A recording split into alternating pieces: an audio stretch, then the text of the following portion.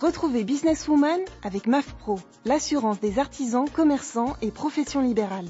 MAF Pro, la référence qualité pro. Efficace et pas cher. C'est la MAF que je préfère. C'est la MAF.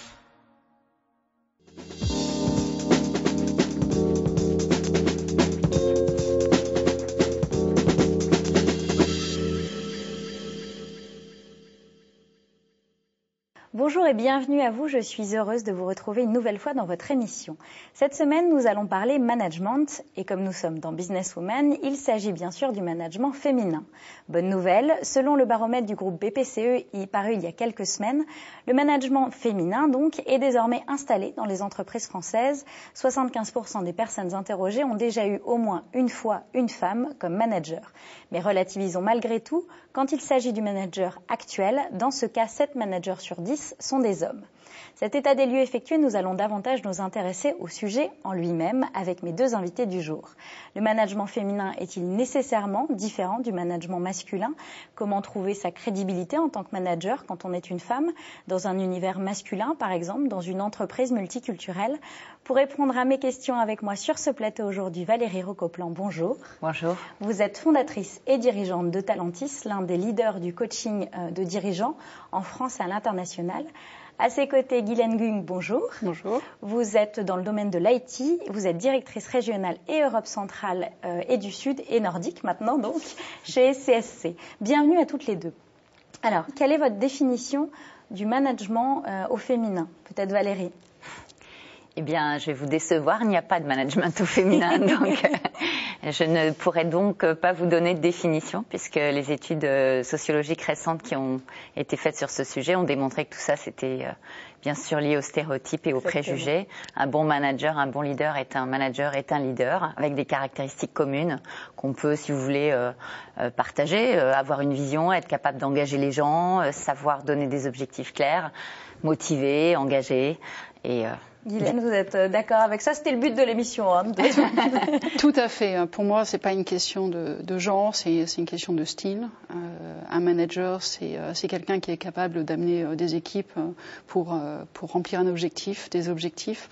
C'est quelqu'un qui a une vision, une stratégie, qui est capable une forte capacité d'écoute, une capacité à se remettre en cause. Tout n'est pas acquis. Et aussi beaucoup de courage. Et j'aime bien répondre ça, reprendre le terme de courage, parce qu'il faut savoir prendre des décisions. Elles sont pas forcément évidentes. On évolue dans un complexe dans un système qui est très complexe. Et il faut avoir cette capacité à prendre des décisions et d'arbitrer.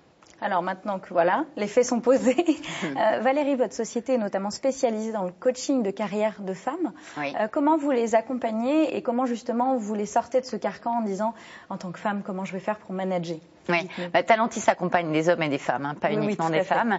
On accompagne les managers et les femmes au sujet de la mixité, se dire pourquoi alors qu'on est si nombreuses au départ, on est 60% d'étudiants diplômés sont des femmes, on est à peu près 50% au démarrage dans l'entreprise, 40% selon les industries, et puis à la fin, au top management, on n'est plus que 4, 5, 10% selon les entreprises. Du coup, notre questionnement, c'est comment aider les entreprises, les managers, les hommes et les femmes à être diverses jusqu'au bout. Alors effectivement, il y a un peu de travail à faire côté dirigeant. Dire un manager, c'est pas juste un homme, ça peut être plein de choses.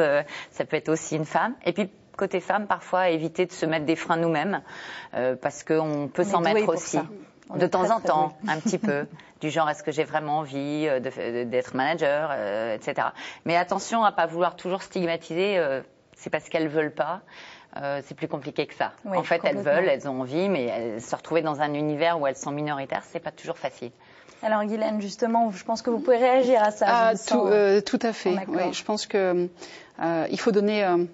C'est plus une question de diversité en fait. On voit, et les études ont prouvé aussi, que la performance d'une société, la performance d'une équipe vient de sa diversité. Oui. Et cette richesse-là, c'est ce qu'on doit de plus en plus promouvoir et que l'on démontre au jour le jour. Et je parle de diversité, c'est pas qu'une question de genre, c'est une question de culture, d'origine. Et donc pour moi, la notion féminin, masculin n'a pas lieu d'être. C'est plutôt cette aptitude à s'adapter.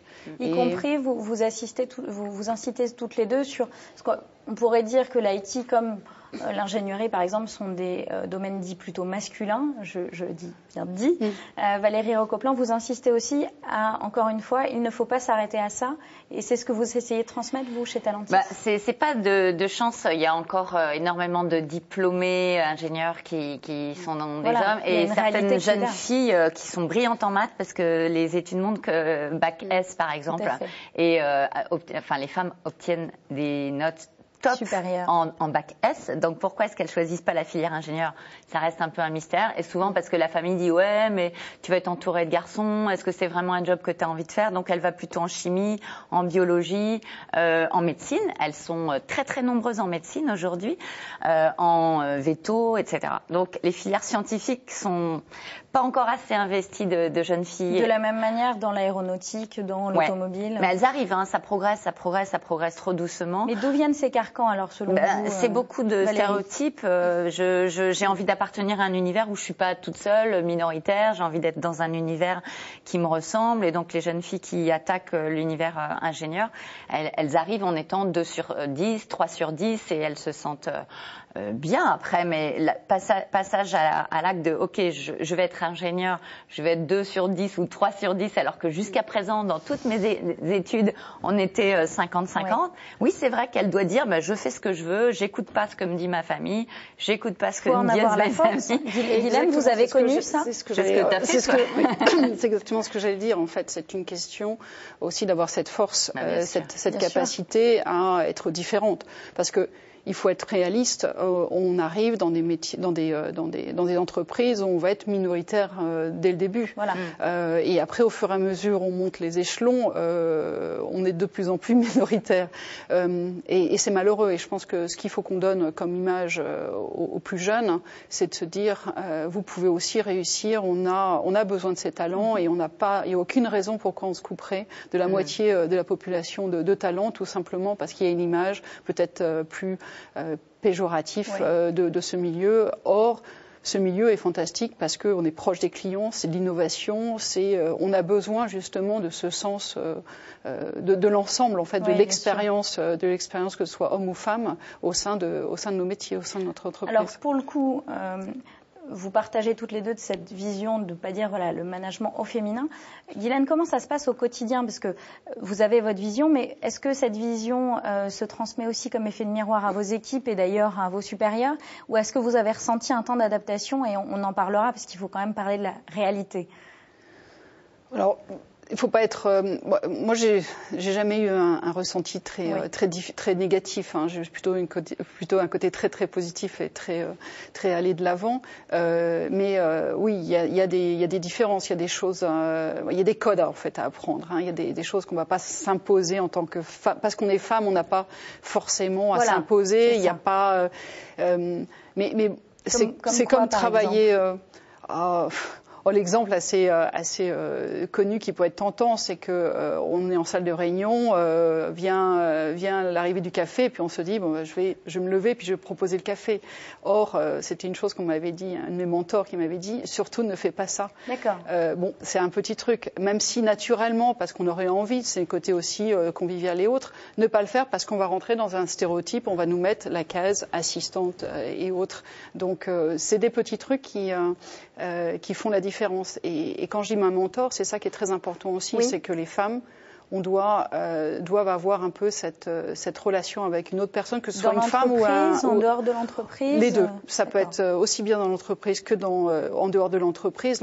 Quand c'est dans l'entreprise, un mentor va pouvoir aussi aider à se développer, à comprendre les codes, à pouvoir aussi parler de la personne en étant une personne qui non seulement sait faire, mais parler de ce qu'elle pourrait faire de plus, mais aussi en externe, parce que ça donne une autre vision.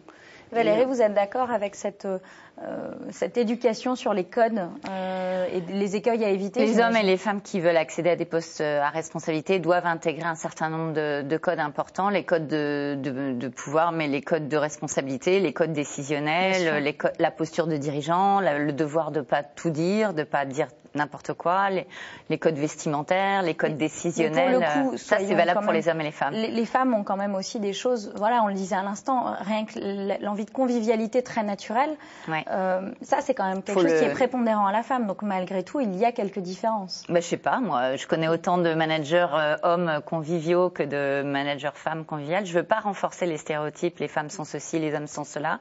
En revanche, elles peuvent être influencées tout comme les hommes par les stéréotypes ambiants. Si je suis une femme manager, je dois forcément être une manager gentille.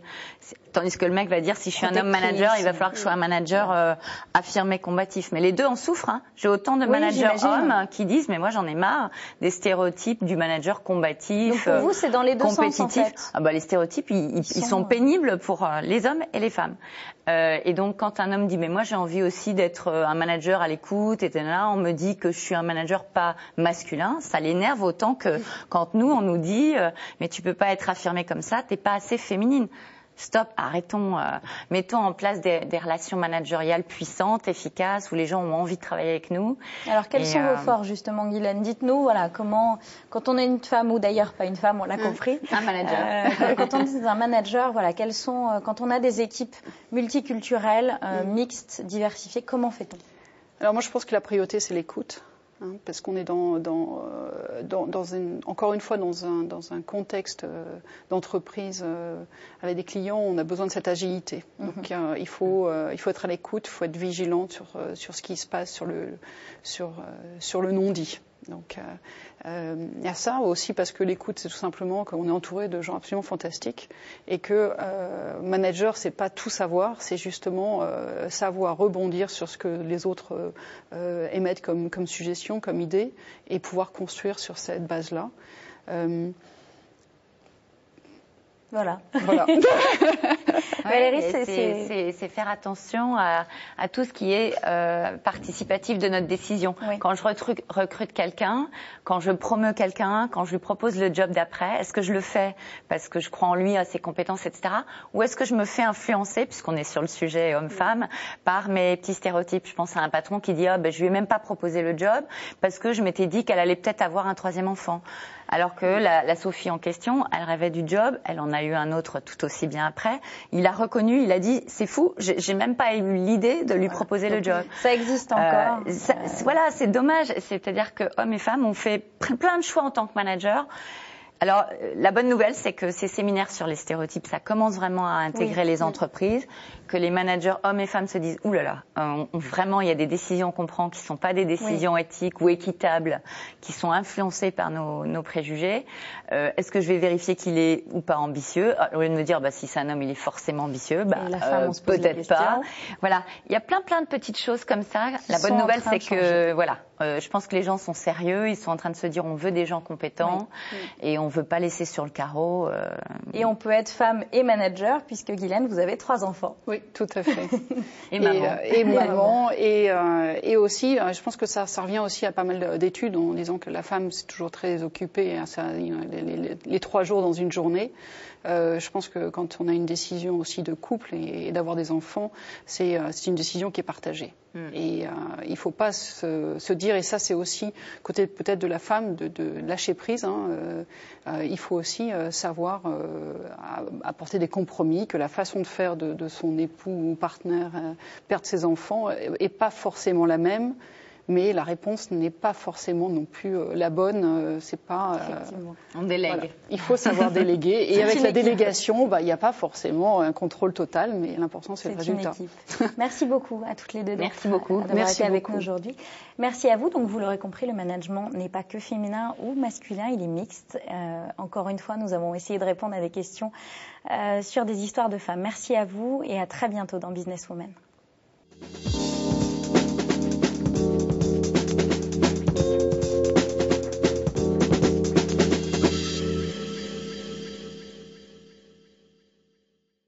Business Woman vous a été présenté par MAF Pro, l'assurance des professionnels depuis plus de 60 ans. MAF Pro, la référence qualité pro. Efficace et pas cher. C'est la MAF que je préfère. C'est la MAF.